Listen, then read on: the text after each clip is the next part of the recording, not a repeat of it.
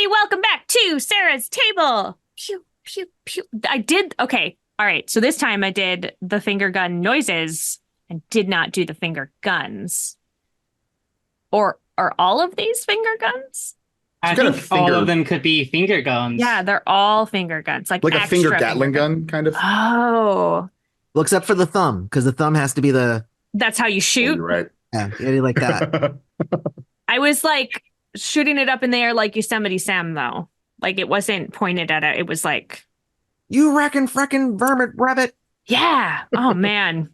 Looney Tunes. That's actually what I say to my kids all the time. Oh, yeah?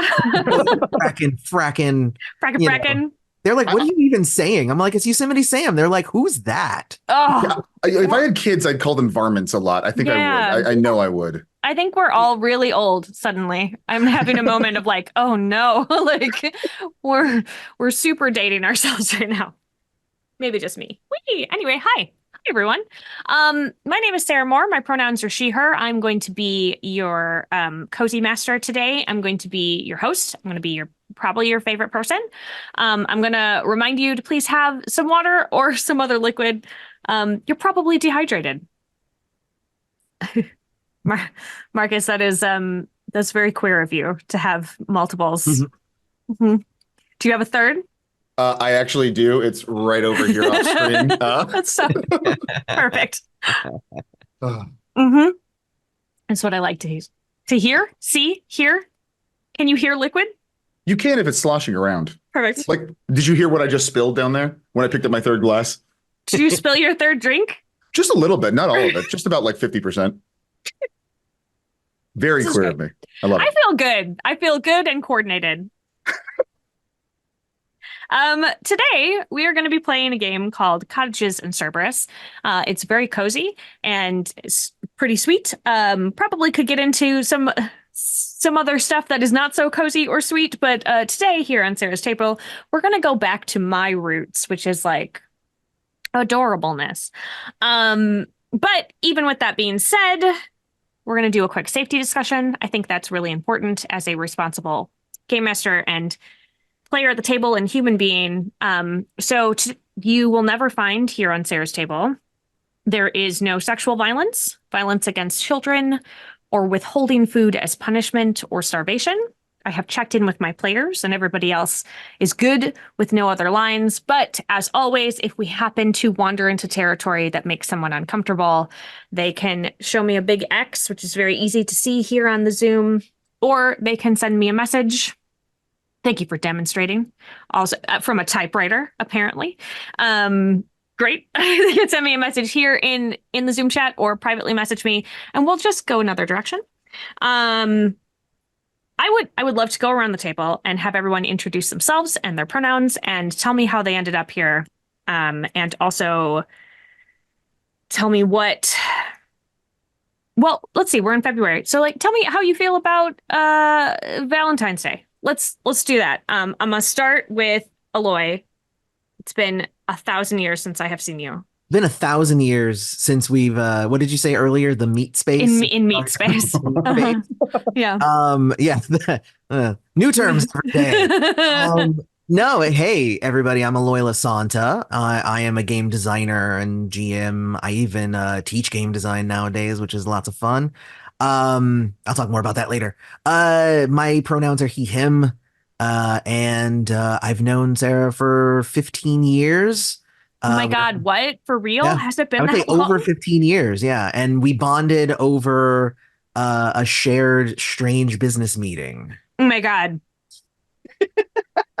It was the weirdest thing. I thought we were having lunch, and it was not lunch. It was a business meeting that neither of us knew was going to happen. Oh my gosh. Or that neither of us, I don't even know that it was really aimed at either of us. Like, I'm no joke. It just like No, happened. it was aimed at you. I was kind of there, but the guy was like, "Hey, can I join you for lunch?" We were like, "Yeah, sure." And he was just like, Pull "No, up a chair. let me tell you about this." Well, I'm like, what's even happening here?" And I had literally just met Sarah, and I said, "You seem cool. Let's go eat." Like, Like I don't have anybody else to eat with. Let's go eat. I think it was either my first or my second year at Gen Con, Mm-hmm. and I knew you through Mario. Yeah. And so we were like, let's go eat something. Let's see if we vibe. And then we didn't even know if we vibed because there was this dude there who Yeah, was like, luckily, trying to sell us on something. I don't even remember what it was at this point. some dude trying to sell you on something can really like encompass so many encounters of my life. Definitely. But yeah, fun times. Fun times. Anyway, then we never left. We're still in that business meeting, still trying to figure out how we feel about each other. And ever. All right, I'm gonna hop over to Marcus. Who are you? Oh, I'm sorry. Eloy, how do you feel about Valentine's Day? Oh, how do I feel about Valentine's Day is fun. Mm-hmm. Usually involves a really nice meal. Mm, I like to cook for my wife. okay. And yeah, otherwise it's not really like we end up waiting until the weekend to actually do anything because my wife's schedule is crazy. Mm-hmm. So we'll see what happens. She really wants to go see Wonka. So we'll Oh, probably end fun. up seeing Yeah. Wonka. Yeah, chocolate. I mean, it kind of fits with the theme Yeah. with you. Is Great. that why they have that's why it's coming out now. That's interesting. I just have noticed that people have very strong opinions about Valentine's Day. Generally, it's Yeah. usually it's either like they love it so much or like it's the bane of their existence, and so it's really interesting for me. So, all right. Now it's your turn, Marcus. Tell us all the things. How you feel in Wonderful. your soul. In my soul. No, hi, my name is Markus, Markus Maes. I am he, him, and I am joining Sarah's table because I have the pleasure of working with Sarah Moore every single week. There's so much. I am so happy to be here. Thank you for having me, Sarah. I love having you on. You bring And weird choices, and yes, it's my favorite. it is. I am a collection of weird choices that has made me this far. Like I'm gonna be. It's yeah. You know what to expect. I appreciate that. Yeah, I got you. As far as Valentine's Day goes, I am not like, this would be a boring opinion. Like if you love Valentine's Day and it makes you happy and it gives you like some kind of value, please enjoy it. Enjoy the absolute hell out of it. For me, it is, it's always like, I am very much like, I don't like consumerism, too much. So it makes You don't like stuff? Is that what I'm hearing? well, see, I like stuff sometimes, but I don't like the express purpose of buying stuff because it's a specific date. That stuff kind of makes me feel weird about the situation. Because also, I'm also very prone to buying random little gifts and things throughout like any given point. If I think about someone, I'm like, oh, I'm gonna grab that for you because that's you. So like for me, Valentine's Day has never been like that big of special of a day, but I do respect the people who love it and it's a big part of who they are and how they share their love. Interesting. All right. Good. All right. I'm going to hop over to Chris. Hello. I am Chris Pelech. I use he, him, they, them, and she, her pronouns. I am the game designer and the project lead for Cottages and Cerberus. I'm very excited to play. Valentine's Day. One hand, the duality of a Gemini. One hand, I love an excuse to party. On the other hand, I am a contrarian and hate any sacred thing that tells me I'm supposed to party. So, bit of both, not in the middle, just two ends. There are two wolves inside you. One loves Valentine's Day parties and one hates Valentine's Day parties. Very correct. And apparently I make them kiss. I mean, that sounds about right. Yeah. Beep, beep. Great. All right. So this game, you get to create both your cottage and your character. And I'm going to have the joy of having the creator here on the show, and so I'm going to lean just pretty heavily on him. I would love, Chris, for you to lead us through both character creation and cottage creation, if you're willing. 100%. Perfect. So, character creation is both very simple, but there are lots of options. There's only like, depending on how you count, like 4 steps. The first, instead of strength, dexterity, etc., you would find in a D&D, we have your charm, alchemy, lore, and muscle. Charm is social skills. Alchemy is magic, but it's also kind of awareness. Lore is knowledge, problem solving. Muscle is the physicality. It's body, strength, flexibility. So we'll start. We'll have our little character sheets. You assign 1, 2, 3, 4 in any order to your 4 calm stats. And this is creating a dice pool. So when I will, Yes. as the cozy master, will call for a check, then you will be rolling whatever the number of dice is that you have in that attribute. Real quick, but so I know where I'm putting stuff. What are we playing in this game? Like, what's the premise of the game itself? The premise, so my elevator pitch, Animal Crossing meets Monster Hunter. You are both taking care of a cottage, but then you also hunt a monster to either that is either the resource itself or that is guarding a resource that you then use to make something for your cottage. Awesome. And that ups the coziness rating of your Yes. cottage. So in a long-term campaign, you can do chores and various stuff to get cozy points, which are just XP, but they're flavored to make people think there's something different.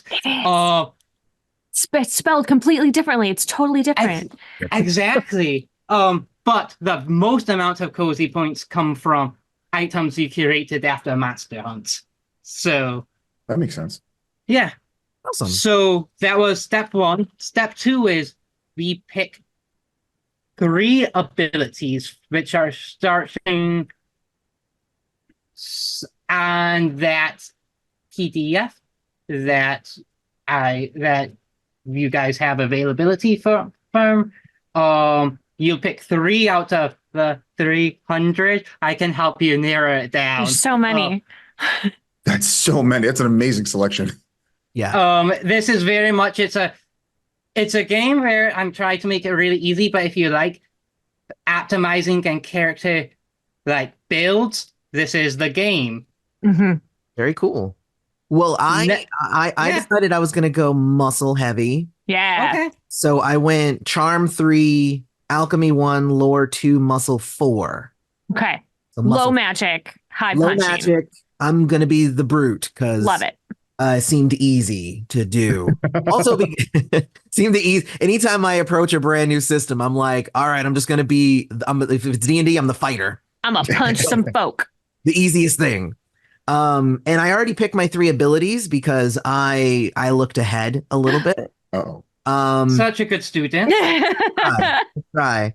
So I selected pouncing jump, which is I can jump and attack at the same time and like do extra damage and stuff. I love it. So with that, of course, my second ability that I took was jumper, which gives me bonuses to jumping.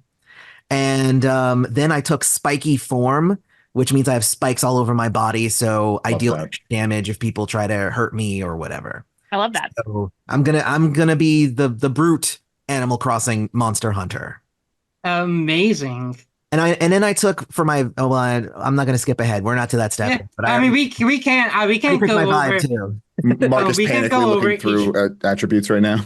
Yeah. Yeah, Give Marcus a moment. can go over each part because that might inform each part. Because after your 3 abilities, you also get either you choose a magic item or a little pet, little buddy.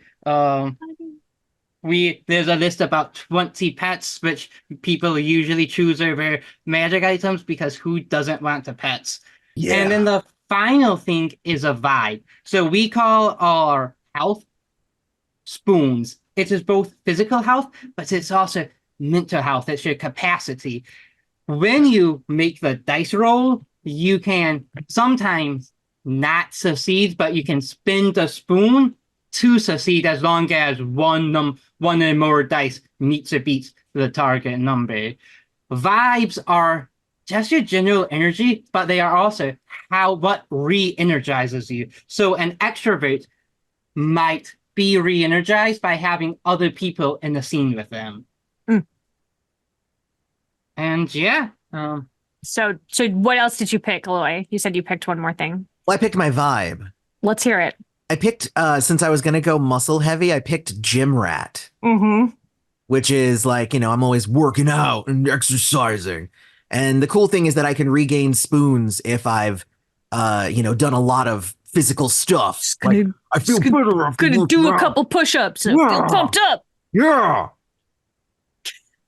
That's yeah. That's gonna be my vibe the whole session. I apologize. Do not I apologize. love It's it. wonderful. Dude, amazing. My what I do when I do this is I pick a thing and I'm like muscle, so I'm just gonna pick muscly things. Gonna go in and find the most muscle things. It's easy to do muscle things. Love it. I actually found it easier to pick my vibe and then work backwards. And work backwards. Yeah. That is actually how I usually do it as well. Interesting. Marcus, you got a thought? Yeah. So my question is, there's a lot of different abilities in here, stance abilities, reaction abilities. Do we just select from all of those, or Yes. just any? Okay. Yeah, you can choose any mix and matches. Passive abilities are pretty obvious. Action abilities, I think of like if you look at like an old JRPG that has a menu, they're like a thing you would choose there.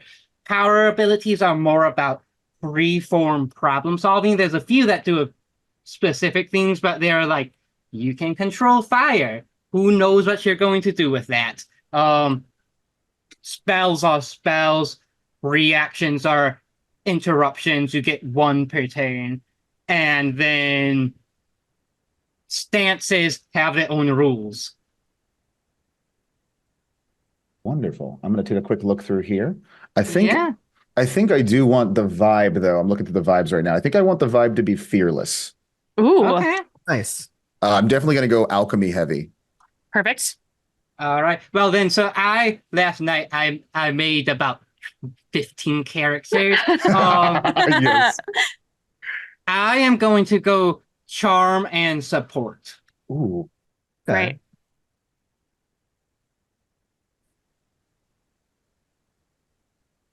Also, the monsters in this book are all real cute. I mean, they could kill you if that's the kind of game that you want to play, but the illustrations of them are just lovely. There's a few they're scary really good. monsters that might not have made it in, but most of them are pretty cute. Also, technically, this is one part that got skipped in the rulebook. It was like the first thing I noted. There is no death. There's no knockout. This is a game where if you're at 0 spoons, you stay up. You are just exhausted. You take every roll at misfortune, which is disadvantage. You roll it, then take every dice that passed, re-rolls them. When everyone is at 0 spoons, you have to retreat. You lost. You have to leave the scene. This also means I am not nice when we designed the monsters. The monsters are hard because it's not killing characters. It's just hitting their ego. Yep. So while you're still looking, Marcus, I can go over what I chose. Yeah, please do. I am going with the I'm between two vibes, sweetheart or when I win, you win. And I like sweethearts, but I think I'm gonna go with when I win, you win, or vice versa. Right. Which means when someone else super succeeds, I regain the spoon. Oh, There you go. Because I'm going to be hoping we super succeed a lot. So I have a help spell, which will give usually a small buff to a person. I can also increase it to give a big buff to everyone. cool. But then I can't use a spell again. I went with inspiration, which similar, give a bonus dice to everyone. Love it. And went with trainer, which lets me give a ability to my pet. And so my 3-headed Cerberus puppy can now cast haste. You have a little Cerberus pup. I do have a little Cerberus pup. I love it. So I am trying not to do stuff. I'm just going to try to make you guys do things better. Awesome. Even Hell better. yeah, thank you. I knew there was a reason we were keeping you around. Yeah. Yeah. We'll let you stay. Gonna help everybody. All right, no pressure, Marcus, but also. Okay, I am just now getting to the magical item or pet stuff, so I will talk about my abilities right now. Yeah. If that's cool. So my abilities are Flower Blossom. Once per session, you may deal damage with a magical attack and the spell that explodes in a barrage of dancing petals. All other foes take 1 damage and all allies regain 1 spoon. So what a pretty way to attack someone. I know. I was trying to find the most beautiful attack, and I think I did. Acrobat. I always like to pick Acrobat in any game I play because I like to be able to, if I need to, just say, "Can I flip out of this?" And if I roll correctly, the GM's like, "I guess, yeah, you flipped out of it." I would like to parkour out of this monster. Exactly. And I also took Animal Language because I love any way you can talk to animals. So I'm very happy with that. Cool. So with that in mind, are you grabbing a magic item, or are you gonna have a little I pet? think I'm gonna grab a little pet. I'm looking through the pets list right now. Abyss puppy, an animated plushie. Okay, these are really like we're lucky enough to get to look at this game right now. This is so cool. It's so cute.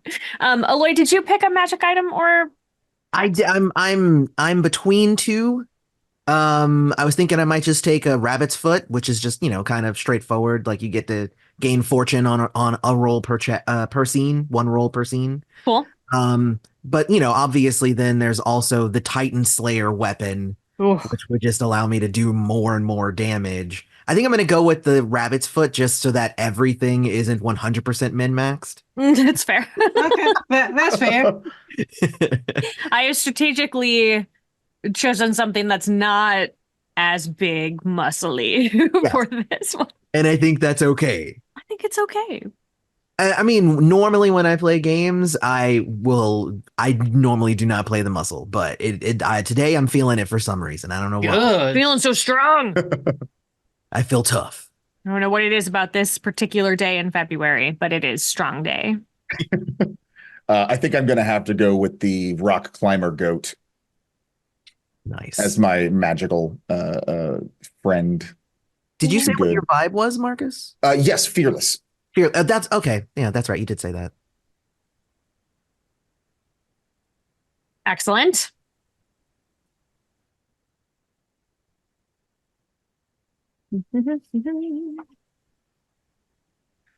All right. So, I mean, it looks like we're pretty much at the end there.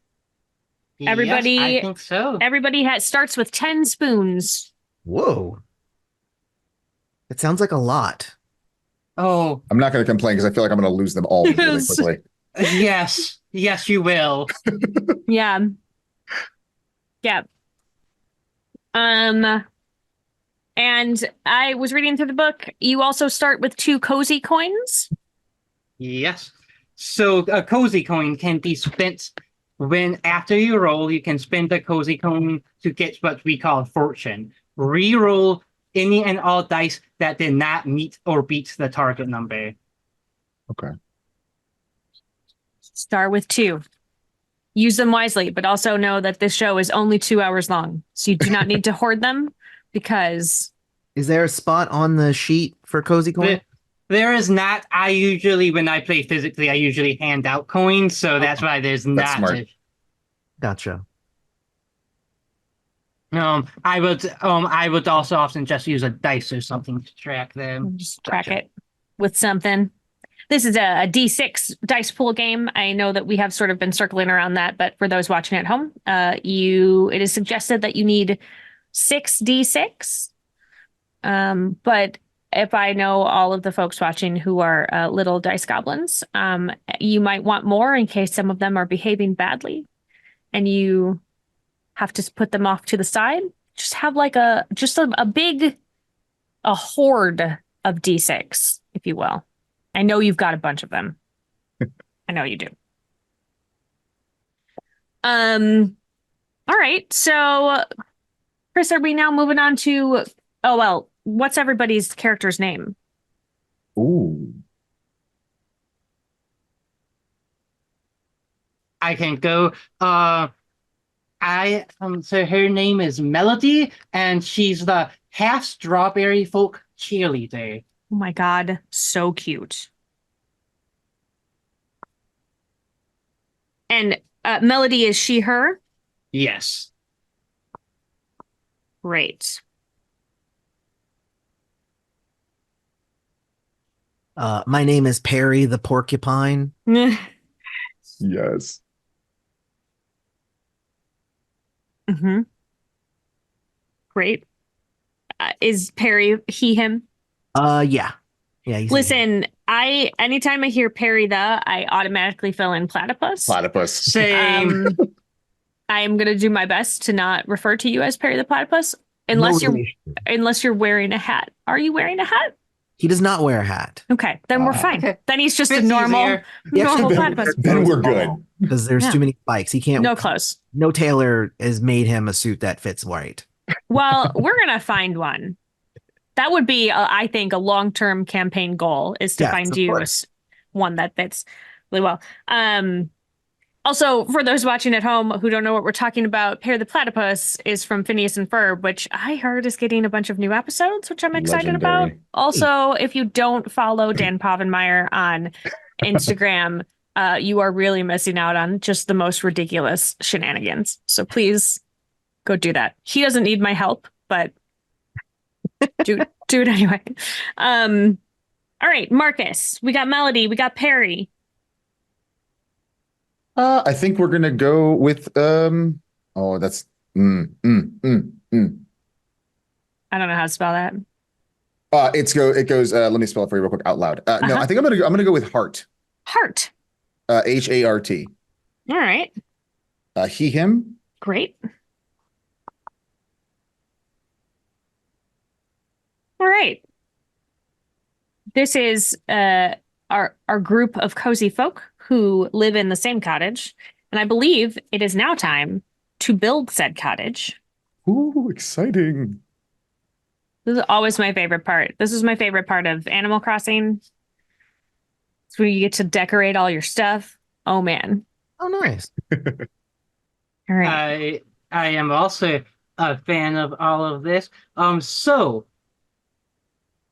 the first part is we choose the actual base of the cottage, and then we go around customizing it a bit. Love it. Let me real quick get to that page. So that is on page 32 for the folks playing with us right now. It will be on a different page on the final book.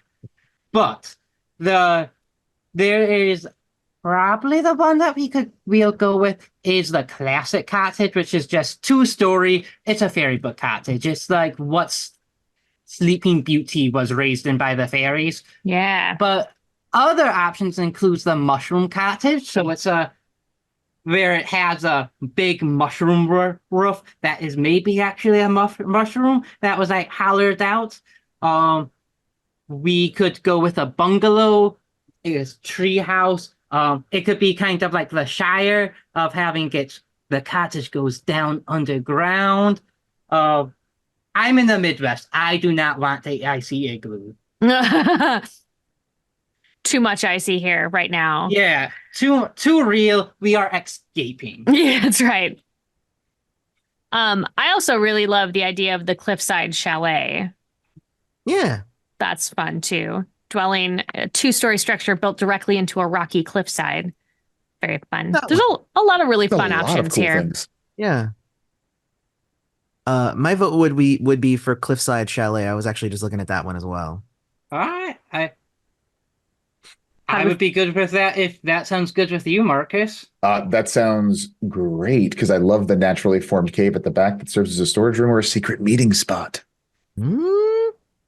For all of your secret conversations that you have. With my this cottage with your coat. It's so secret, like it's just Marcus's. Like we don't even know about it. That is pretty secret. So secret. All right, so this is a 2-story cottage built into the face of a cliffside. As you said, secret room,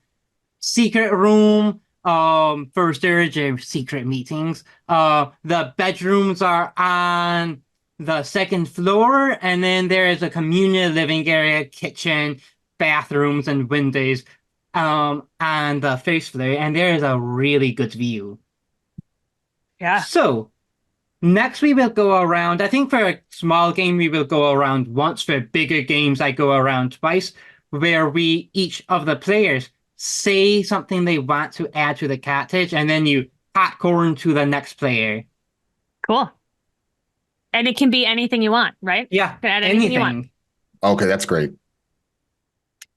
Well, I'm gonna say since Perry is very obsessed with jumping, I'm gonna say that there is it's a cliff and it's over like an ocean, and there's a diving board off of my bedroom. Oh, that is so cool. And that's how I wake up every morning and I jump out of my bedroom and into the ocean. Sounds so dangerous. Great. I think I want like a rooftop garden, and Yes. only mostly grows berries, just like the very sweet berries and other, not just berries, fruits, sweet fruits. Somehow we get, despite climate, we can kind of get all of them because this is fantasy. So we got some mangoes, strawberry, blueberries, kiwis.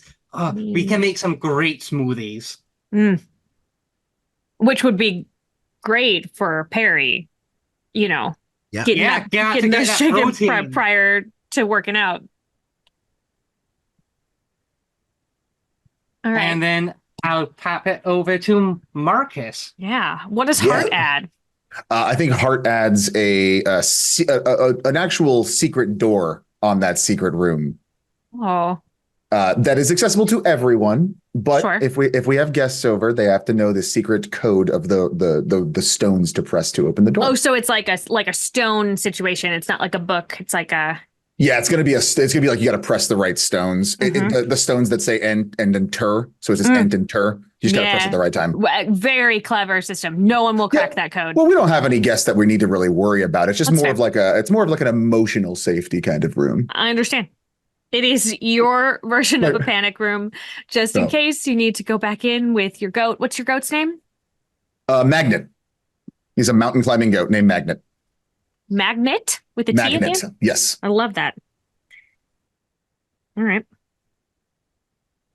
And Melody, you have a pet? Yes, a Cerberus called CCC. Cassidy, Colleen, Caitlin. Love it.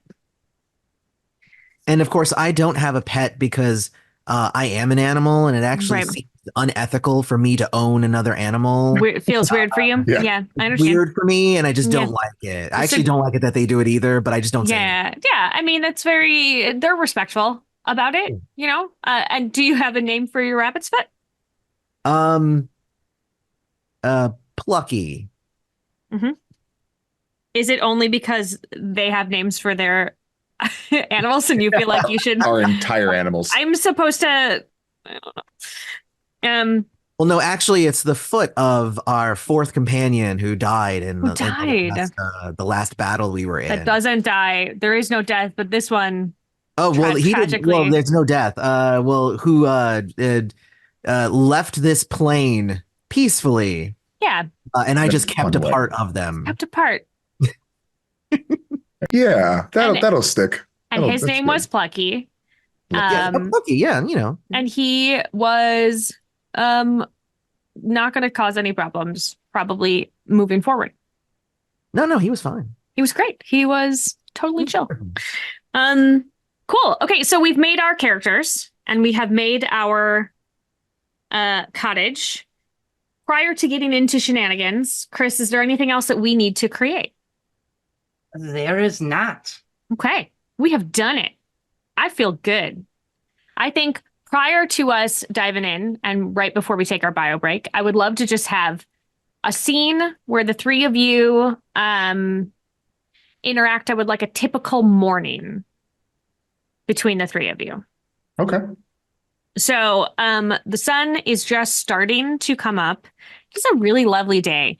It is the kind of day where the early morning rays of the sun are burning off the fog. There's probably a lot of fog for you all because of where you are situated on this cliffside. Birds are singing. It is, by all accounts, just like the most peaceful, beautiful morning. So what is everybody doing? Are other of you guys early risers? Gets up before as the sun gets up before. Definitely not me. Definitely not Hart. Definitely not Hart. I would say that I wake up with the sun. So Okay. as the light is in my room, it wakes me up. Probably no curtains. Like no curtains, yeah. Like I use that as my alarm clock. Mm. And The two of you have an understanding. yes. Get up together. And then of course I walk like a zombie to my diving board and I jump off, and that's how I wake myself up. Okay. So It would be actually kind of awesome if you had that diving board right into the water, and then you can get up and walk right into the house after that. Like if there was just a nice front door so right by that would where the be water was. We'll have to improve my method, because at this point I dive and then I have to spend the next 20 minutes climbing back up. to the That's how, house. that's how you wake up. You shake off the cobwebs in that It's a real good time. way. It's a good Yeah. way to get you going. Better than a cup of coffee. A lot of Yeah.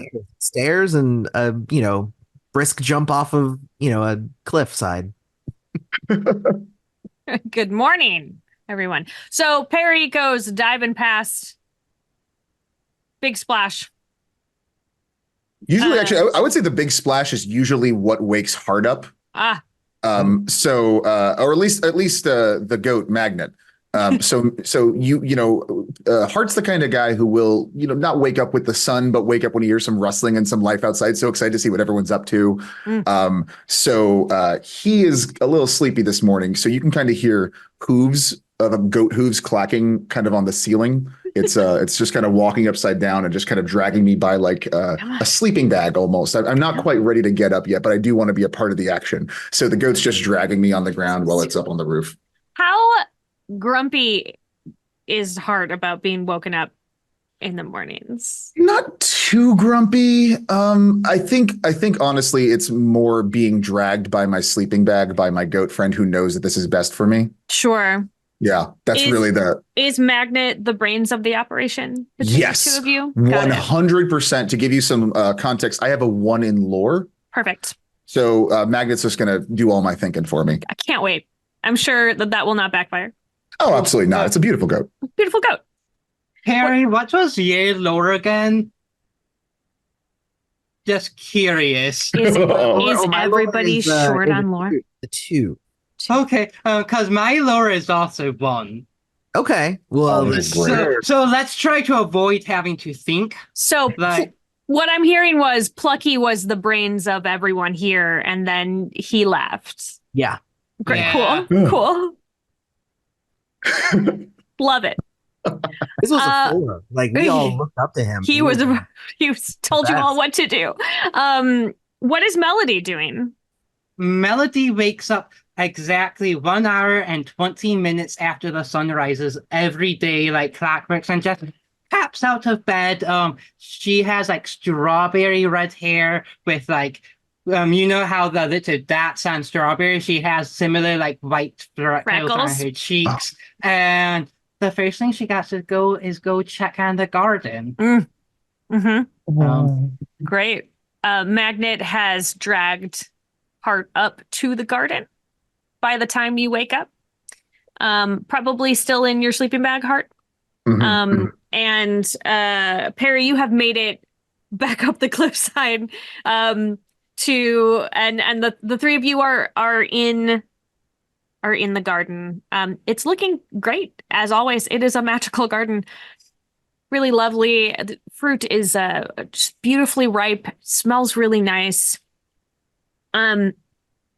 Unfortunately, the sea starts to get a little choppy this morning.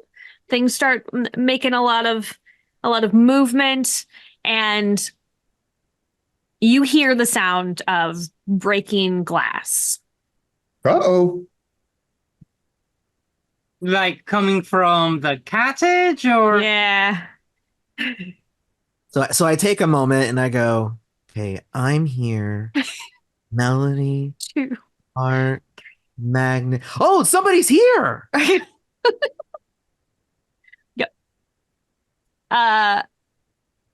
Something has busted out. You have big bay windows that face out to the sea in your communal living space, and something has shattered all of those windows. I quickly bounce up to my feet in a sleeping bag, fall back over, but then wriggle my way out of it. I love it. I'm not going to make you roll for that. Like, okay. Time to jump into action. Just start running down, I guess, down the stairs because we're on the roof, right? Yep. Just I'm fearless running down the stairs, just going in. The goat's trying to pull what's left of any of my pajamas, just holding on, dragging me. But I am going. Yeah. You are not going to stop me. Heart is moving. Yeah, you're like the what is the girl on the sunscreen? Which sunscreen? The copper tone. The copper tone. Just like grabbing the poor goat. You're stronger than the goat, as it turns out. So you are now dragging the goat. Hearts, you can do this. And I am going to cast help. So the next roll you get, you can just add 3 dice to your next check. Ooh. And I can do that. I can do this multiple times until I do a really big help. So that's good. Just in case, like, this might be dangerous. Yeah, it's good because it's going to be a lore check. I also follow, but I don't go fast, so I'm just no need. I feel like Heart's probably going to handle it before I even get there, so I'm just moseying behind. Beep, beep, beep, beep. Yeah. You end up in your living room area. I am gonna say that your living room area has like a 60s kind of sunken conversation pit around a fireplace.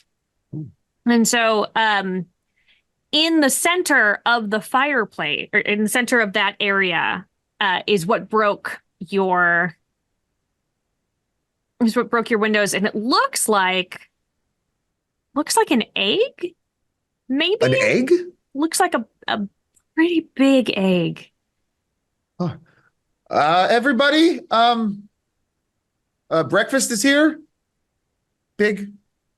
Anyone order an egg? Why don't you give me a lore check, which you get to add 3 to, thank goodness, to see if you know what sort of egg this is. So then just to clarify, so this is since I have 1 in lore, then that's a 1d6 then plus 3? Plus 3d6, right? You're adding dice. So 4d6 total then. Okay. Yes. Bonuses are always to the dice. Okay, awesome. I need to give you a target number. I think this is something that you perhaps I'm going to say it's a target number of 2. It's pretty big. It's probably could only be a couple of things. Okay. Can the rest of us, even though we don't have the bonuses or lots of dice, can we still roll? Sure, but if you fail, you'd be spending spoons. But I will not stop you. Okay. I just got a 12. No. So it's everything above. Tell me what's on each die. Oh, okay. So yeah, 5, 5. Sorry, 5, 5, 1, 1. Okay, so 2 successes. 2 successes. And so you have a choice. You can either fail to know what this is with no penalty, or you can spend one of your spoons to succeed. Ooh. You know what? Just because I like to try the mechanic, I want to spend a spoon to succeed. Okay. Though in most times I would just let this pass. That's fair. So drop down 1 spoon, and then you will succeed in knowing what this is. It's an egg. Yeah, I'm not that mean. Yeah, so this is a dragon egg. Specifically a dragonfly dragon Oh egg. no. I saw the image of that. That looks really cool, by the way. And you know this because you were recently looking in a book. Like you've never encountered a dragonfly dragon in real life, but they have a distinctive pattern on their shells, and there was a beautiful artist rendering in it, and it looks just like this. Oh. I let Magnet kind of with the book in its mouth kind of brings it up over to me, and hands it to me. I actually like the idea that Magnet's the one pointing out that I've seen this before. Magnet was reading it to you. Yeah, Magnet can't talk, so it's just like moving the page and like pointing his head. Come on, like look at the book. Yo. Like, oh, we got a dragon egg. Dragonfly egg. Everybody definitely followed you. So you're yelling it big, and I love that you are excited about it. This feels like heart energy where you're just like, oh my God. I definitely want to Heart definitely walks up for the full tactile experience. And just kind of like starts like, yeah, it's very smooth. It is very warm. Ooh. And it is starting to, there's a tiny crack that is starting to splinter at the top. It's hatching. It's hatching. It's hatching. Where's the broken glass again? Like everywhere. How did it get in here? It was broken from the outside. But so it sprayed the glass inside the house. Oh, okay. I go out to the, I guess, balcony or whatever. Sure. Yeah. Trying to see if I can figure out who threw it in here. I mean, because it's an egg. The egg didn't come in here by itself. Like, I'm looking around. That's fair. Give me, well. Oh. I mean, it's brain stuff. It feels like it's a lore check. I mean, it sounds like it would be a lore check, yes. I think it's a muscle check, actually. He is not going to muscle his eyes into looking in the right direction. You are so much smart. You are twice as smart as us. You have this. You've got this. And I do have 2 and not 1. So you are scanning a large area. Yeah, I'm just looking. And I'm going to say it is a target number of 3. All right, let's see what I got. I had a 5 and a 1. Okay, that is 1 success. 1. Same deal. Yeah. You can either fail with no penalty, or you can spend a spoon to succeed. I'll spend a spoon. Spend a spoon. You are looking around, and it's hard to see, but there is the outline of what looks like an adult dragonfly dragon sticking out of the water, and it's sort of like labored breathing. I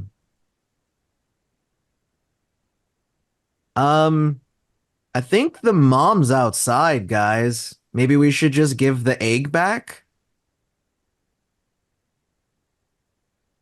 Can egg swim? Can we just like push it off? Roll it out. I don't. It's cracked, so it's gonna hatch soon.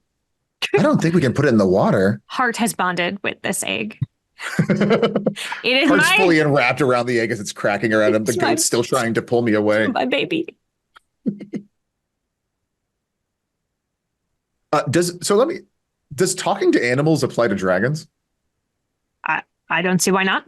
Okay, I'm gonna if I may, I'm gonna pet the egg and then walk out outside and try to speak to a dragon. I think nothing could go wrong.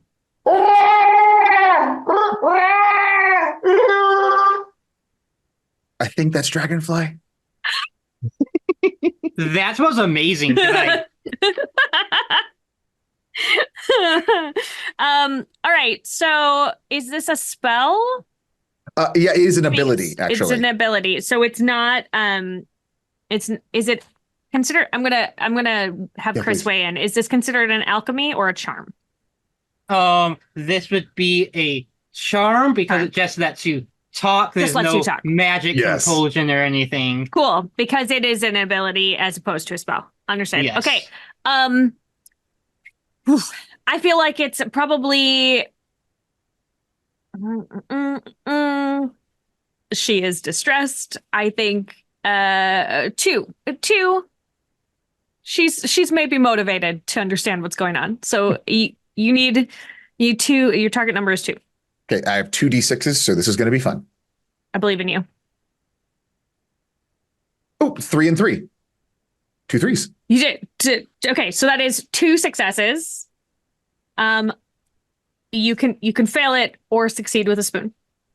I'm going to succeed with a spoon Okay, so tell me what for now. you were trying to say. I mean, I heard it was amazing. It was beautiful, but in dragon language. I think it was, so the actual like translation to what I said was, I think, what egg is yours? But what I meant to say was, noble dragon, is this your birth child that you have thrown into our house? Do we need to care it? Are you okay? Still not a whole great combination of words, but Sure.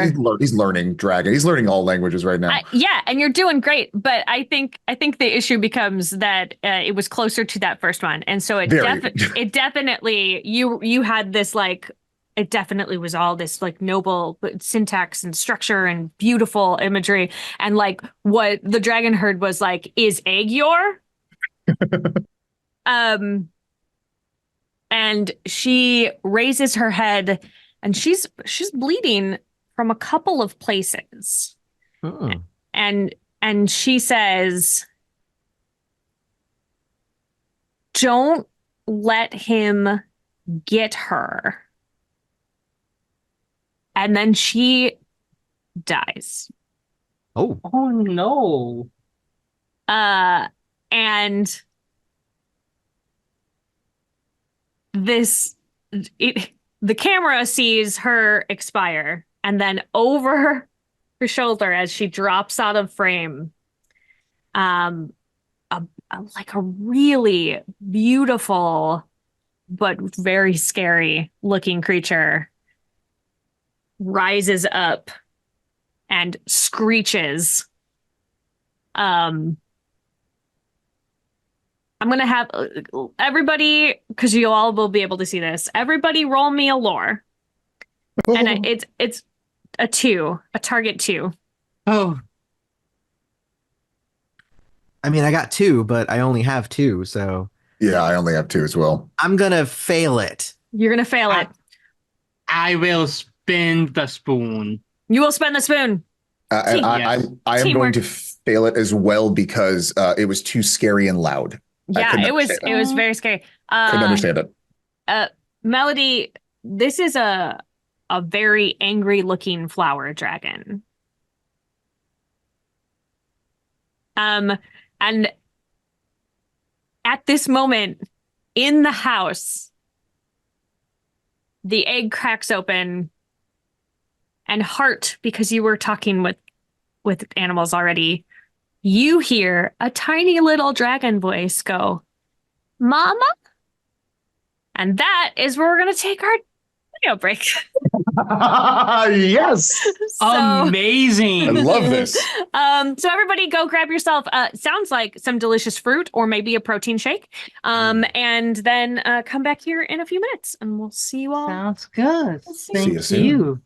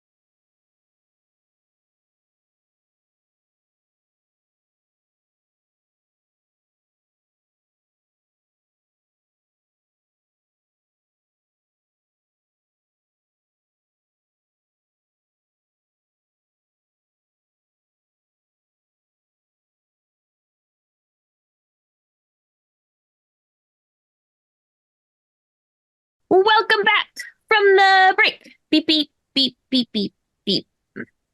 I have noticed that I've started making this bigger and bigger every time. Jeff was like, one time, he said to me, make the coming back from the break a little bigger so that I can see where it is. And so it's just gotten more and more ridiculous. He never Love told it. you to stop making it bigger. You know what? That is You are correct. following directions. Continue expanding. I feel good about it. Or you just get closer to the camera. And it's just like, is this big? Is it how big? Like, should I just get closer? That feels right? All right. This is bigger. So when we last left our heroes, it was an early morning. Seemed like it was a normal morning. An egg crashed through their living room window, and then a big dragon died, and then another dragon got real mad, and a baby dragon hatched. Where are we at with our spoons? I am sitting at a nice, cozy 8. I have 9. I also have 9. Okay. You're feeling pretty good. Feeling like you could perhaps take on this giant, terrifying flower dragon who's deadly and angry, and apparently after this baby, which I don't know how you all feel about that.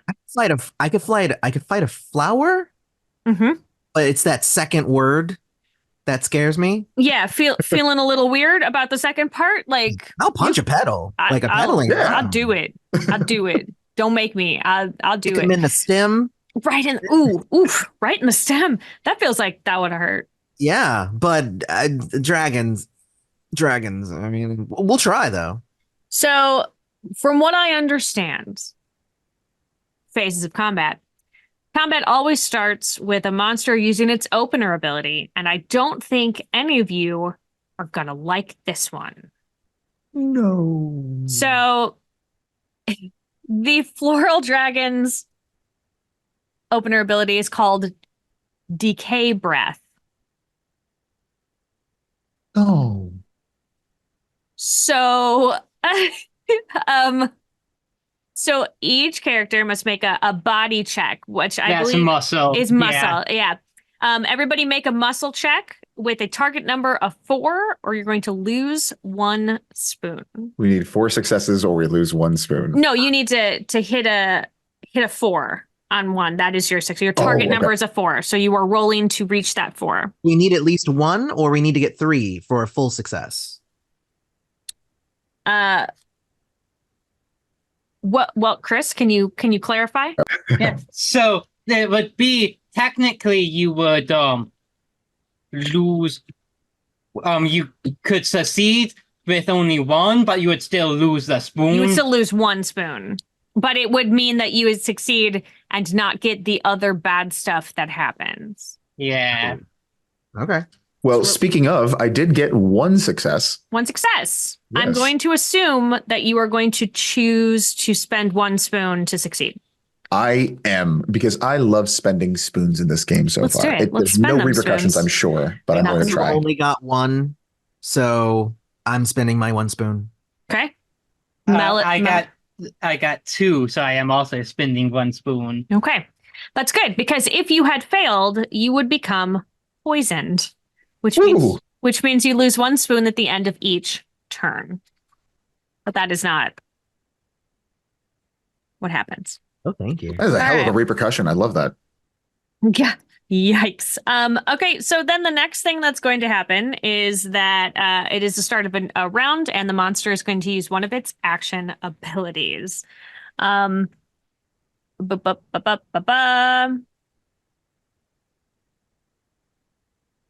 these are all very cool and not great for y'all. Okay, so it's going to do something called petal breath.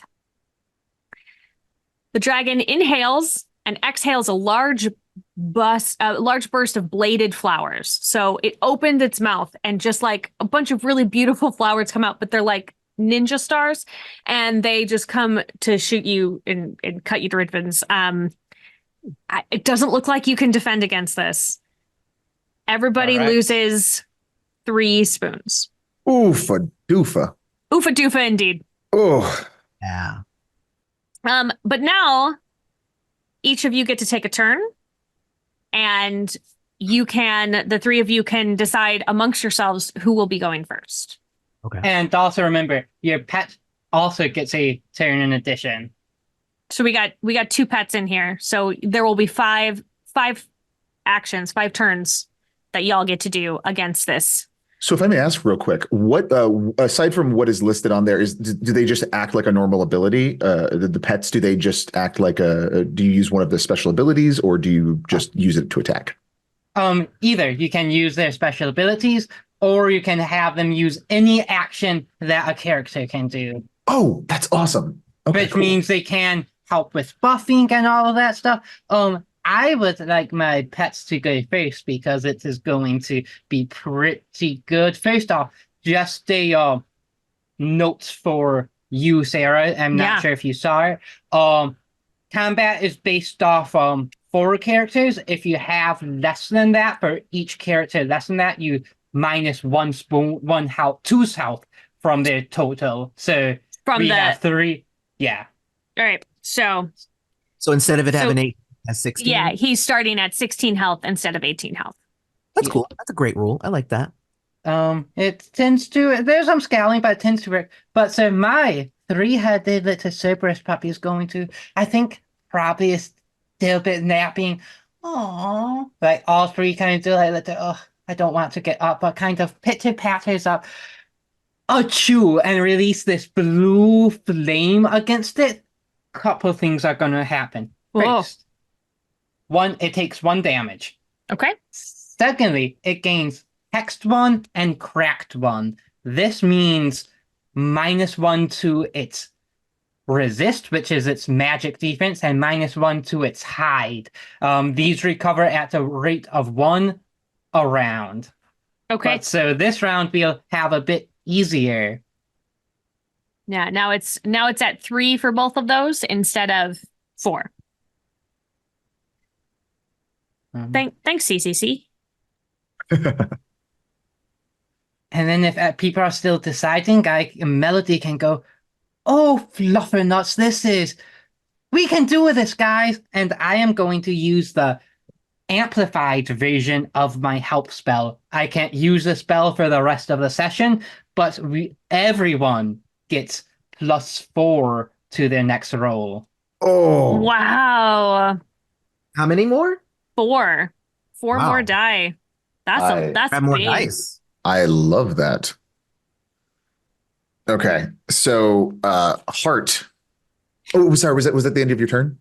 Yes, that is all I have. Awesome. That's an incredible turn, by the way. Thank you so much for saving us. Real good. So Heart, not like locking eyes with the dragon, has not like taken his eyes off of it. Here's the mama. You can just see Heart like kind of push the egg off to the side. And then the goat's now in defensive position too, with its head up, like almost like a cat, kind of like ready to pounce. I don't know why. But I would like to use a flower blossom, my flower blossom attack. Oh. Which is a magical attack where once per turn, when you deal damage with a magical attack, the spell explodes in a barrage of dancing petals. All foes take 1 damage, and all allies regain 1 spoon. Ooh. Okay, so hold on, but that's like so you have to do a magic attack. Okay. So I don't actually have any magic attacks, so there's nothing I can do. Everyone has a basic magic attack. Okay, so I do. Okay, so I do have a magic attack. Yeah, absolutely. So you would be rolling your 4 dice. Your alchemy. And then my extra 4, which is 8. Yeah, it's a lot of die. Okay. We could have a super succeed here. So now is the target number then his hide? So it's a 3? It would be his resist because it is a magic, and it is his resist. So that has been knocked down to a 3. So your target number is a 3. So we're looking for 3s and above, and you've got 8 die, and I feel confident. Yes. 5 successes. That is a super success. Listen, super duper success. Not only did you hit, but you also regain an extra spoon. Ooh, and everyone also super success. Everyone also regains 1 spoon too. So that means you regain 2, Marcus, and everyone else regains the 1. I'll say super successes. in addition to that, for damaging things, they deal 1 damage for every dice over 3 that meets a beat. So this is +1. So over 3. So it would be one of regularly does 1 damage, and then you did 5. You got 5 successes, so you get 3. You damage him for 3. Oh, okay. Right? Yeah. Great. That was pretty big. Wonderful. And also we heal 1, but also my vibe. When you win, I win. I regain an additional an swoon. extra one. Oh, I forgot. Look at that. That's cool. You were just so darn inspiring, Hart. Just like beautiful flowers exploded. And I think it really was a surprise for this floral dragon, because he was like, I'm the my flower thing. one. I'm the One of us has to change. I can't believe we showed up in the same outfit. This is so embarrassing. Go home, dragon. You're sick. Yeah. All right. So I do the Superman, like I start the jog. I start and I get faster and I get faster, and then I jump out of the window and in slow motion. I close myself into a ball of just spikes. And I just hurl myself at the dragon. Okay. I will be rolling 10 dice for my jump. Well, I'm going to because I get to set the target number. It just says set the target number. I don't know if that means. It's a you choice. Okay, so I will set this jump thing. I'm gonna set it at a 5. So let's try that. I'm confused. Hang on. I'm doing my pouncing leap. So why would you set the target number real high though? Because the higher I set it, the more damage I deal. Oh, I see. And you have 10 die, and so if you set it real high, I can make it 6s, but I feel like I'm just gonna go the middle. Go at the 5. Yeah. Okay. All right. Do great. 4, 5, or 6. So let's see what I get here.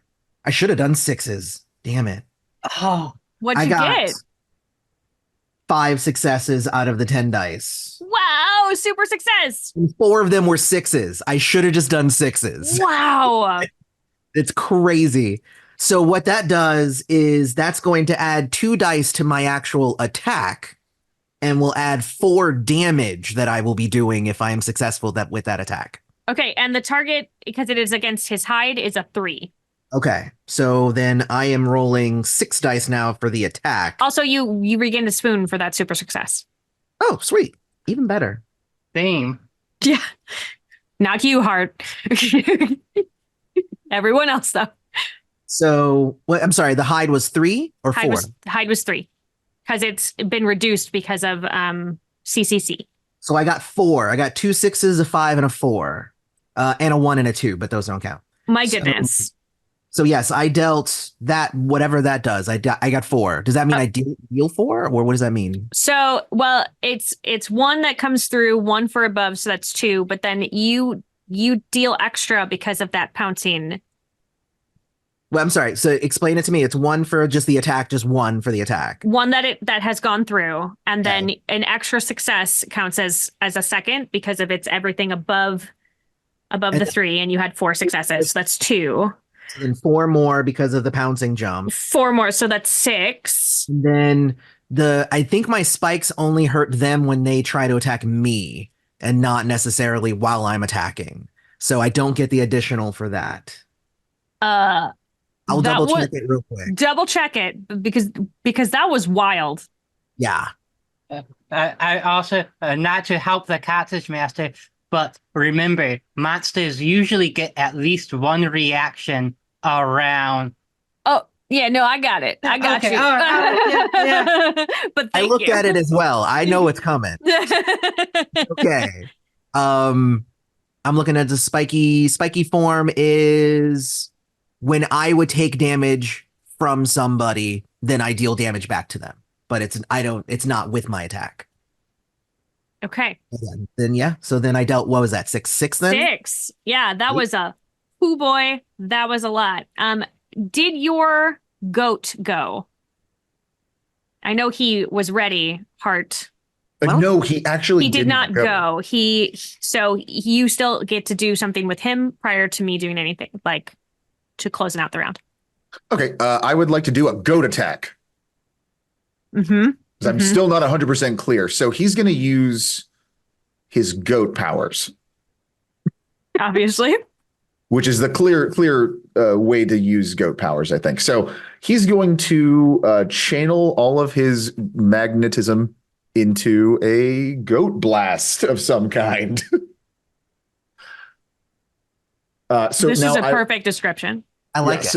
So yeah, it's gonna look it's gonna kind of like, you ever play Elden Ring? It's kind of like the summons, the spirit summons, but it's just another version of him that can then project out at the dragon, I guess. I don't know how a small goat's gonna take on this dragon. So okay, so then so the goat has an ability, doesn't matter for that. Health 5, charm 2, everything's 2. So it's just a regular attack then. Or a magic attack? Yeah. Okay. So then that's going to be a 2 roll.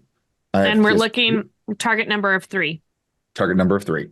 Because of his hide, and that goes away then at the end of this round. That's only 1 success. Okay.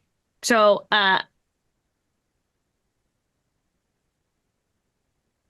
well, it does one.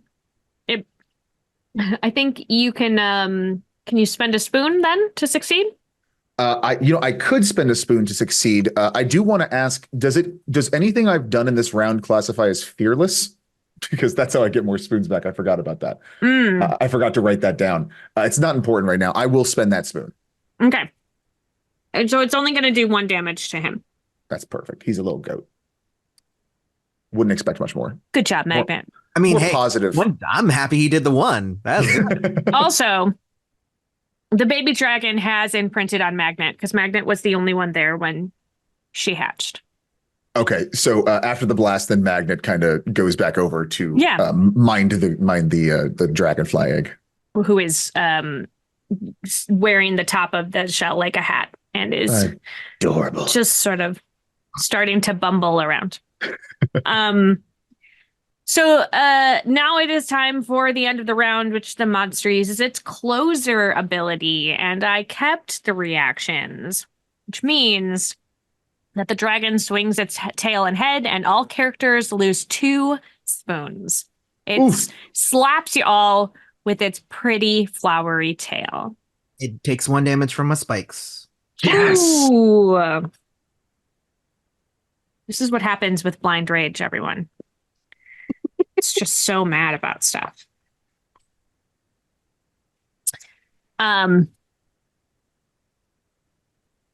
So the round begins yet again. The flower dragon's flowers emit a magical barrier, increasing its resist by 1 for this round. Oh, wow. Okay. So if you hit it with a magical attack, your target number is now 5 instead of 4. And I think I do my opener again, yeah? No, only beginning. Only at the very beginning. So that was its reaction, was the flower barrier. And then it's going to do... It is going to bloom. It takes a deep breath and exhales. More beautiful flowers grow on its back, and it has regained health and an additional reaction this turn. Oh, gosh. Which means it didn't attack you, but it also healed. So heading over to our heroes. Oh, and just as a small minor complication, this new dragon, this baby dragon, is trying to go out of the big hole that has been created in your house. Okay. Real cute, though. Real cute. Not helpful in this situation, but real cute. So much should maybe try to. Baby dragons can fly, right? That should be. I don't know. It seems the wings are a little Not small. competently, I would say. So what I'm going to try to do is I'm going to quickly wrap whatever's the nearest, like a piece of the broken curtain that we maybe had around the dragon and the egg. Give Magnet, put the little piece of fabric in Magnet's mouth, and then Magnet to the wall. And Magnet's going to try to hold on to the dragon for a moment, like a makeshift, like baby Bjorn, basically. Onto Magnet. Mm. I feel like this is a muscle check, but it's probably for Magnet. Okay. I think this is Magnet's. Would Magnet get a bonus because this does involve climbing? Yeah, I'll allow it. Okay. It's weird. Let's do it. It's definitely weird. Okay, let me pull up Magnet's stats real quick again. Sorry. Don't be sorry. This is, I gotta tell you, this is the third game in like maybe a month or two where someone has ended up in a baby Bjorn. Welcome to Sarah's table, everybody. Heads up. I think it's just me. Okay, This so is my fault. against a +3 to the owner and itself on anything involving climbing checks. Okay, so that I need to. You said it's a physical muscle, which is It's a 2. muscle. So so the +3, does that mean that he gets to roll 5 die instead of? Correct. And I think you're going for a 2. It's a small dragon, but also a little slippery, like a toddler. Like how when you try to pick up a toddler and they just like go boneless. Noodle out. Yeah, exactly. Okay, that's and what am I needing to beat again? Sorry. 2. 2. 3 successes. That's a 3, a 4, and a 6. Yeah. 3 successes is you just succeed. Yep. No spoons needed. I like that. Yeah. Good job, Magnet. Thank you so much. Magnet's like, I got this. That's why they call him a goat. Just like wraps it like swaddles him almost so that her wings aren't out and she's still struggling a little bit, but then he like sticks to the wall and like shoves it around himself. So now baby dragon is sort of on Magnet and they are stuck to the wall. Baby dragon is slightly larger than Magnet in general, and so it's a little awkward, but it's a little bit like when you see a woman who's like between 4'10" and 5 foot who has had a toddler that wants to be carried. It's like, not enough space. All right, so that was Magnet's turn. Nice. Hart, do you have another action after that, or do you want to hold yours until someone else goes? I am actually going to because I have to protect this baby. I was already told by the mother, whatever this means right now, got to protect this baby. This is Magnet's child now. Yeah. So Magnet is a daddy. Without like hesitation, I get back into a clear open spot and I start charging up my flower blossom petal attack again. Oh man. And I would like to just unleash as much power as I can. I need 5. It's a 5, yeah, because this is a magical attack, right? So, yep. And his resist has been boosted, so Correct. you need a 5. You need 5s. Okay. Ooh, 3. 3 successes? Yeah. So that counts. That you still do a damage with it. What were the other? How many dice did you roll? I rolled 4. And was any of them a 4? 3, 4, 2, and 1 with the dice. Okay. So you could spend a cozy coin. You have 2 of them, remember? Could spend a cozy coin to boost that 4 to a 5. You'd still have to spend a spoon, but it would damage him. I am going to spend the spoon and add that up to 5. If this attack hits, everyone gains a spoon. Ah! So I'm gonna regain my spoon back. And so it only does the 1 damage, but it did give everybody a spoon. Now this is where I'm actually going to ask because would this count as fearless? Yeah, I think so. Okay, so then this is, I believe, let me double check. I believe that's +3 spoons. I'm not sure if it's to me or if it's to the group. Oh, interesting. I think it's to you because mine is 3 as well, but it's only for me. So Okay, so I think those are selfish things. Usually, Mhm. there's a few that helps, but they usually are let's recharge you personally. okay, that makes sense. Okay, so I'm going to put my spoons back then. Wonderful. Now, of I do course, it have would be cool 67 if there spoons. was a. There would be cool if there was an ability that allowed you to share your spoons around with other people. Mm. So That's sort of maybe- what you do with help a little bit, I The think. the support teams, the support Yeah. team. Yeah. Um, Okay, so I've used my cozy coin. Thank you so much for reminding me of that mechanic because that's really cool. yeah. I am gonna tell you though that the dragon didn't love that so much.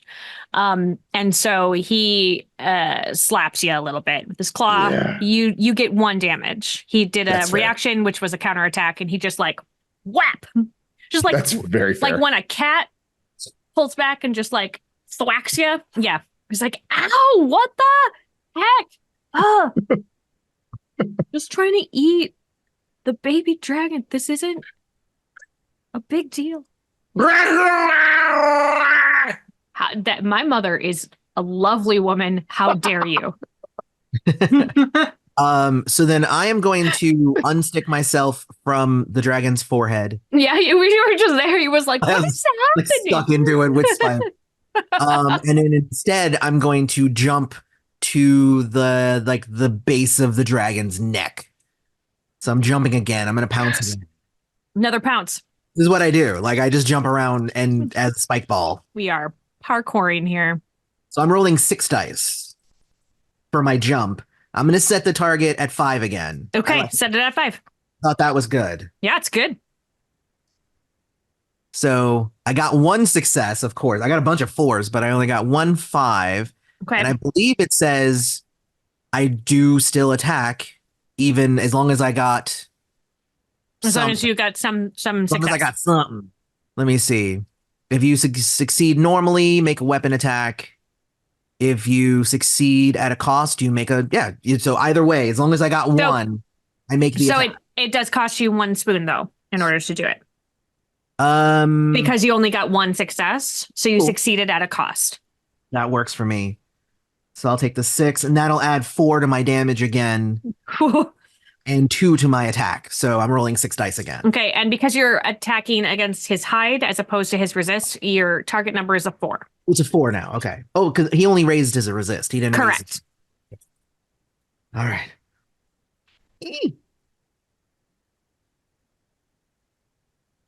All right. I only got 1 success, so I can take another hit for a spoon to say that I hit him. Yes. Okay. So I'll take.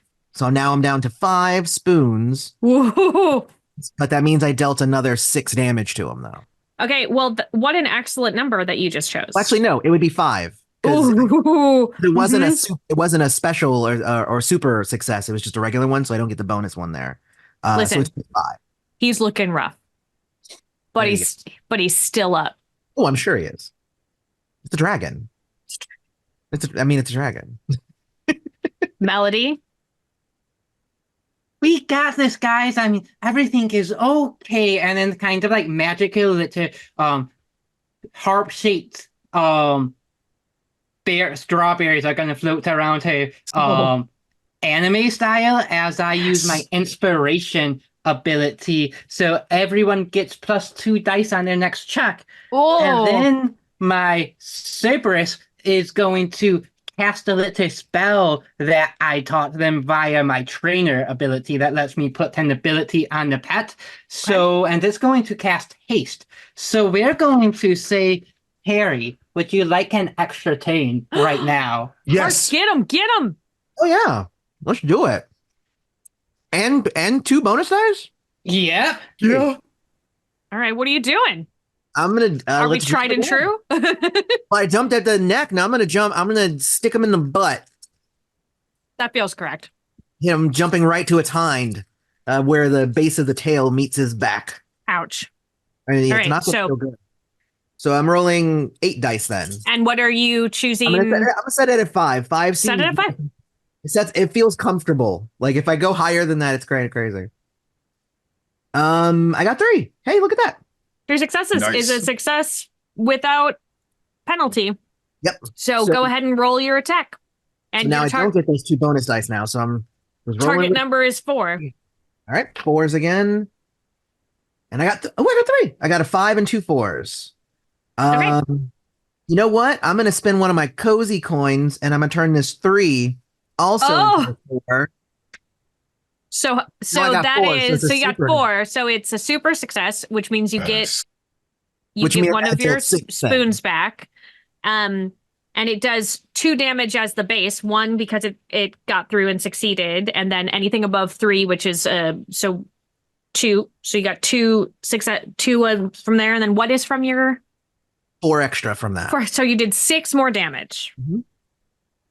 Mhm. You and this is just like you're just jumping on them Well, with giant spikes, with your spikes, right? It's not like, but it's not with a weapon. It is you are the weapon. I am the weapon. Okay, so I'm the you weapon. come down and you land with your spikes out Mhm. right at the base of where his tail meets his body. And as you like sink in, he screeches and then his whole body explodes into flowers Oh, wow. and he settles to the ground and you have defeated the dragon. Well, and I go and I do And then like a nice swan dive into the water below us because I was jumping everywhere. Yeah, you're a little Signs nice of little 10. just a little nice kind of just give yourself a little extra. I'll see you guys in 20 minutes because I still have to Yes. climb these stairs back up. Yeah. I love you. Yeah, perfect. Aw, So this means thank you, Hart. a couple of things. So you were able to find the dragon. I'm going to say that the dragon's bones, the floral dragon, they turned into like almost looking a little bit like driftwood with ever blooming flowers on them. You could take some of those into your home if you would like to increase your coziness factor. And also the dragonfly mama, you could use dragonfly mama's wings as new stained glass windows to replace if That's you would awesome. like. Is there any part of the mama that we can use to like build a nest or whatever for the baby? Also, we have a secret back room that we can probably make a nice little nest into. Yeah, I think you can probably use actually whoever would like to can give me a lore check. I know lore is not great for this group. We can try. I actually do I still have the plus because I haven't gone yet? Do I still Yes. Yeah. You Okay, would. so- you so you then could I'm going to try this. What do I need to do? target of 2 and you need give me a lore check. Okay, lore check, which is 1 plus 2 extra die. So you're going to roll 3 die and we're looking for 2s. That's 3 5s. Success with no penalty. Thank you. So you know that dragonfly scales are usually used to line the nest to put the eggs in. And then because then it feels like when mama has to leave to get food or whatever, it feels like they're still laying against her. And so if you wanted to take her scales and make a little nest, you could do that. Yeah. Okay. Awesome. So yeah, that's exactly what Hart starts to do once the baby's secure. Just starts to gather the scales and brainstorm the best kind of environment to build. I'm probably going to use that back room that we have as a secret back room. That's now going to be a secret dragon space until it gets too big. Yeah. This dragon definitely thinks that Magnet is his mommy. So if you would also like to maybe make a little dragon scale coat for Magnet to put on.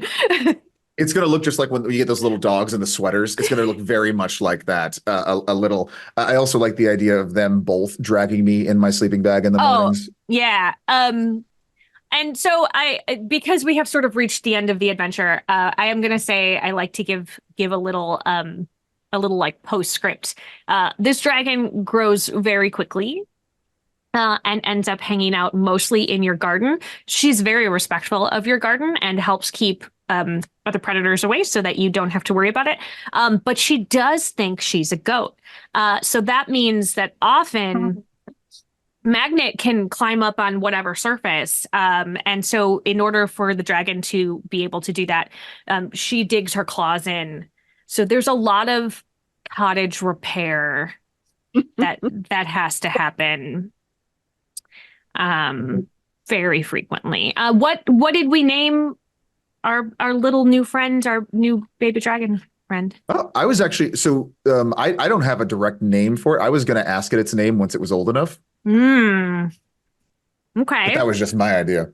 Anyone else got any ideas for this dragon? I feel like it's Heart's dragon, so like I wouldn't. Does Magnet have Magnet Junior? Magnet Junior. Mm-hmm. Magnet Junior. Yeah, which I think gets shortened to Maggie. Maggie. Maggie. And so you end up so cute. You end up calling her Maggie. And she comes when you call. The like toddlery years are real rough. Because she doesn't quite know where she starts and ends, and she breaks a lot of stuff, but she is just so happy to be here. And turns into a very fierce protector for later on. Wonderful. Of course, if we're talking dragons, the toddler years is like 20 years. Yeah, it's a long time. It's a long time. Yeah. Also, she does love diving into the water with you in the morning, Terry. Yeah. Love it. It always soaks the house, though. Gets a lot more wet. It's very difficult when Maggie is underfoot, though, like a cat. You fall down. There's a lot of bruises. A lot of bruises. Ankles, legs. Let's do our moments of gratitude. What happened during this game that you could call out as especially cool or clutch or funny? I want to shout out the support. Thank you so much for giving us all that support there. It was really cool to actually feel. I feel like a lot of times, especially if you're demoing a game, you don't always get the chance to really feel what the support is like. So thank you for taking that on and actually like showing that off, because that is a key element of this game, especially with how quickly we lose and spend spoons. That ruled. That was really cool to see. Without extra spoons, y'all would have been knocked out pretty quick. Yeah. So spoiler. This game is meant to be a very support-heavy game. The most optimized thing is helping people, because that's very much the theme of the game. Yeah. And I really wanted to show that off. But yeah. Yeah, that's right. awesome. It makes me really excited to play support on my own in this game. Yeah. And support feels really good because it's also big boost. I want to go shout you out, Marcus, just with all of how animated you were. Like it's sometimes easy to not look at the screen, and that was just really fun seeing whatever shenanigans were going on camera. So many shenanigans. Thank you so much. I really loved Eloy, the fact that you were like, hey, I'm not gonna try to fix what's not broken. I am gonna throw my body at this terrifying dragon creature. Let's do it again. Wait, is it my turn? Let's do it again. Let's go. Love a good spike ball, boy. Yeah. Love it. It didn't say how many times I could use it, so I'm it's unlimited. Yeah. I also love the complete commitment to everything I do is a jump. I took jumper as an ability, so it's just like just jump. That's just what I do. I can't do anything. This is my thing. Don't get in my way. I'm a jump through this. You literally jumped a dragon. Yep. Like you guys don't even understand. Like I'm a pariah in Porcupine society because no they're one not jumps jumpers there. Like I'm the outcast. Yeah, that's true. Because armadillos. I want to be a jumper when I grow up, and they were like, "No, you're going to be a burrower, like your brother and like your grandfather." Yeah, why can't you be more like your brother? He's a burrower and a doctor. What are you? I'm a jumper, Daddy. A jumper. So yeah, we have a dragon now. Be proud of me. Look at me now, Dad. We're always wondering about like what's the inciting incident for adventurers, right? Mm-hmm. Mm-hmm. Mine was to prove to my father I could jump. Huh. Yeah, we'll get him over sometime, and then you can introduce him to Maggie. It was gonna be great. No, and honestly, I was going to say the same thing that Marcus said. I was going to say that I actually really appreciated seeing the support, like seeing it, how it actually, worked. I also thought that these three characters worked pretty nicely together. Yeah. Since we're actually 3 role players, we actually have some nice rapport here. Yeah. Yeah, from a game design aspect, I'm digging a lot of the system and the organization of it all. Like the presentation of it is wonderful. Like I'm looking at the book. I think it's really good. Yeah. And it's a simple enough system that I think it is not terribly difficult to explain to a table. Yeah. I understand that it's not a D20 system, which a lot of people are very used to, but like, this is how many dice you roll. This is the number you're looking for. Tell me how many of your dice are that number. And then there's a handy chart. Like it's very easy to run as a cozy master. And I think, I mean, the two of you can tell me, but I don't think it was super difficult to pick up as a player either, correct? No, this was really it's really cool that like I get sometimes overwhelmed with big games that I kind of there's so many different things like this. I felt comfortable in knowing how to play the game, that it was going to be functional, and also being able to like look through like the whole book itself is actually pretty great at explaining everything you need to know. I love that this is going to be pick up and play. Like I cannot wait to try this. Like actually like full, like I want to play a fucking game. Oops, sorry. Well, we got it. There's our one. I said flipping for sure. I would love to. I cannot wait to play a campaign of this, even just a couple of games in a row. I'm very interested in this. Well, and the book makes a point to say that if you do not want to kill creatures, if your group is not looking for that the thing that you are trying to get to improve your house could just be guarded by a creature, and if it drops to 0 hit points, it could run away instead of dying. So like you don't have to have, you can really customize the amount of violence or death or whatever that you have in here. So instead of the flower dragon, instead of dissipating into flowers, it could have just run away. Just run off. It doesn't say that it dissipates into flowers. I just thought that was fun. I like that. I was just like, we'll just make it explode into flowers, because I personally don't like to narrate gore very much. So instead of you cutting it in half, it turned into beautiful flowers. Make all of my creatures do something like that. Everything explodes in a puff of glitter. What? It's not weird. Wait, what's happening here? Nothing. Everything's fine. If it is glitter, though, you will never get rid of it. Yes, that is true. It is now part of you, and that's actually kind of messed up. It's actually worse. It's so much worse. I feel bad for saying it. I'm so sorry. So, Chris, the Kickstarter is over. Yes? Yes. But we can still order this on BackerKit, correct? Technically we are using GameFound. Okay. But yes, that is our pledge manager. I'll email you a link to that. We'll put it up in the chat right now. And it'll also be in the link and underneath this episode. We'll make sure that people have it. But yes, so we have, it's going to be about, the final amount is around 300 pages-ish. We switched the outpacing and they're working on that, but so there's going to be about, most of the character options are still there for you guys. There's about 10 extra pets and about 20 to 30 extra monsters. And then we also have small print-on-demand PDF bestiaries for Pathfinder 2e and D&D 5e, just converting all of the monsters. Wonderful. And how much to buy the book?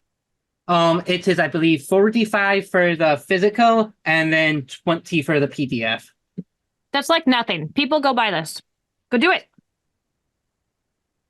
Right now. I'll wait. I'll give you a couple minutes. Great. Thanks so much. Any more thoughts about the game? Anybody here? Oh, actually, I always like to ask, what is your favorite part of the game? Something that you are super proud of, Chris? Oh, there's so many. I think character curation is really fun. It's just like characters comes out really pretty form. You can spend a lot of time just doing it for fun by yourself, but it's also character. But I also just like I would love a lot of the monsters. They're really fun. This is a really easy game to run. I mean, this is a game I made. This is very much, it is made to be played the way I play games. So, Cool. All right. Thoughts, Eloy or Markus? So aside from we already talked about the book, I love the monster designs, what I've seen from them, what I'm scrolling to the book. But I want to shout out something it was my first impression of the game, and honestly, it's often how not judging a book by its cover, but I always like to when I see the character sheet. I always kind of get a feel for what the game is, and this character sheet did not disappoint. If you, those of you, I think you can get it on the backer kit, or you can download it on the backer kit. It is so adorable. It is so cool. It covers everything you need to worry about. It is, it's right. Everything I need is just directly here in front of me. I love this character sheet. That's what I'm going to say. Chris, did you design the character sheet? No, so this was designed by, let me get to her Instagram. Her name is Bella by underscore Bella Noel. She is a artist and character sheet. She's these in my we stream a Monday game, and she's one of the players there, and she just did amazing work on this. It is a cute sheet. I also find, like, as someone who likes physical artifacts, people always doodle on it. I think it's really just serves well as a character sheet, and just kind of instead of a race spreadsheets like lots of games kind of default to. I want to color on it. Same here. That's what I was thinking. I wanted my colored pencils. Yeah, I want to like color the backgrounds and it's going to be really good. Yeah. Eloy, anything else? I think for me, when I was making my character, I like purposefully didn't take an animal companion. But of course, I think watching the other two characters with animal companions, I felt kind of jealous. So one of the pets that was not in the book yet, but that is like finished and finalized and getting laid out, is a jumping spider that does give like +2 bonus to jumps. Oh my goodness. Well, and I think my my feedback / critique as a game designer myself would be that when I was looking at the magic items list, now having played with people who have companion animals, I don't think any of them compare to having. No, that is like I just have a companion animal. I messaged a friend and I was like, magic items really need to work because pets are just so much better. Pets are so much cooler. I mean, because I had the rabbit foot, which allowed me to use fortune, which I didn't even use. I should have used it. That's all right. But like I had that, and I'm like, that's cool. But like also, I could have had like a magnetized goat. Like that's pretty. That's awesome. Yeah. Magnet was the real MVP of. I actually think so. Of the group, I feel like Magnet. This was his story of becoming a mother, and amazing. I feel good about it. I feel like this is the name of this adventure would be Magnet's maternity moment, I think. You go. I love the alliteration. Yeah, we love it. We'll just add an extra M. We'll figure something out. So I also really loved Markus's attempt at speaking dragon. That was the best. It was good.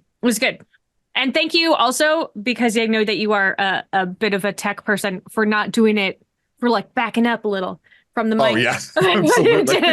So that we didn't have to worry about you crazy spiking. I had a really grand time. I would love to be a player at some point, because I already have a bunch of ideas for what sort of character I would put together. So I would love to go around the table and have everybody remind people where we can be found on the internet, as well as anything that you have coming up. And I would like to remind you that time works a little bit differently here on Sarah's Table. So as we all know, it is Friday, February 9th. If that adjusts things that you have coming up. Okay. So I'm going to start with Markus. Hi, my name is Markus. You could follow me on Twitter and Instagram at bestkindawworst. Aside from that, you can check me out working around Gen Con TV, helping everything flow. And I'm just really happy to be here. Sarah's Table, awesome. So glad you joined us this wonderful Friday, February 9th. Yep, we all know. We know what day it is. It's a beautiful Friday. Beautiful Friday. Yeah. Thank you for having me. Thanks for being here. Eloy, where can we find you? You can find me at Third Eye Games, at Third Eye Games on all of the things. You can definitely find me there. If you're interested in taking an RPG design course, you can definitely go to Central Michigan University's Applied Game Design website. And I think my next class is going to be a summer course, so it's going to be in June. So definitely, sign up for that. I'll teach you how to design a game. Chris doesn't need that from me. This is a great game. And if you want to hear some music, you can look up Strays of the World. That's my musical project. My next single for the newest album is coming out next week. Eloy is heavily influenced by Prince. Very, but my music isn't. But just very strange. I'm influenced just to make music by Prince, but my music, I don't know if it really sounds anything like Prince. Did you used to do you still do a podcast? You did something that was still do. Prince I have related. a YouTube channel called Princess Friend, and I haven't posted anything in I think like 2 months. But that's because of other things. Sure. But this is how it is sometimes. These things happen. All right, Chris, remind us where we can find all your stuff. All right. So on Twitter, you can find me at cottagecore_RPG. And elsewhere, you can find us at Cottages and Cerberus on like Instagram and the like. We also have increasingly active Discord. Let's see. I stream at Chaotic Goats Productions every Monday. We're starting a new campaign sometime next month. We have to finish the first one. Who knows how long that's going to be? 1 to 5 sessions. And then I also will later this month be streaming on Lost Caravan RPGs on I think the last Wednesday of the month. Cool. And then check out the Game Found. Just there's a link is there. And yeah.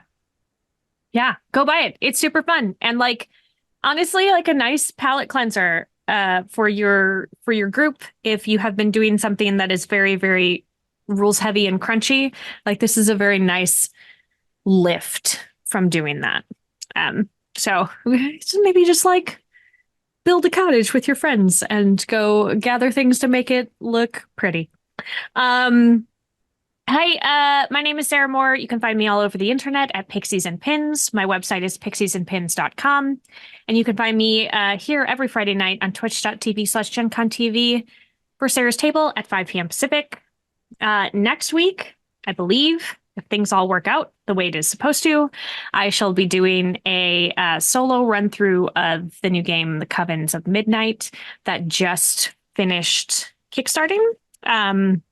It is a solo RPG that you use tarot cards to determine your moves and your adventure and all that stuff. So felt real good for me. So I'm going to give that a shot. And then I have coming up, I also have Against the Gloom by Scripted Games. And also a little bit later in March, where I'm going to be doing a playthrough of an adventure in Strange Hollow, which is a new one coming out. I'm just maybe I'm only going to play games that are brand new for a while.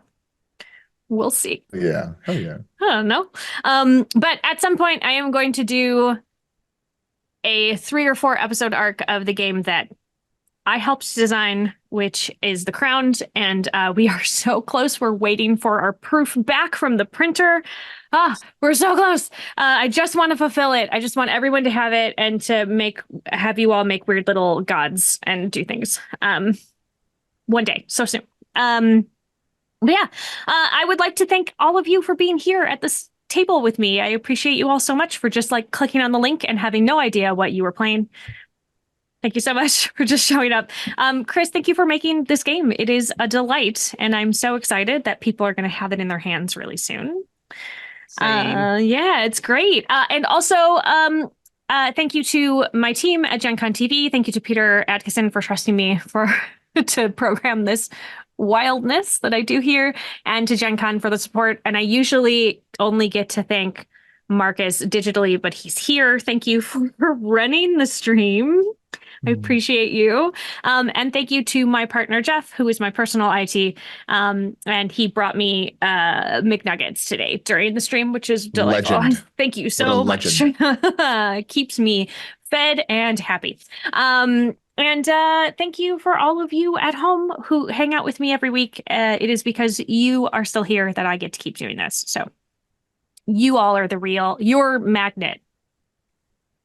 Yes. You all at home are Magnet the Goat. Thank you so much. So as always, keep making art and keep being art. And we will see you next time.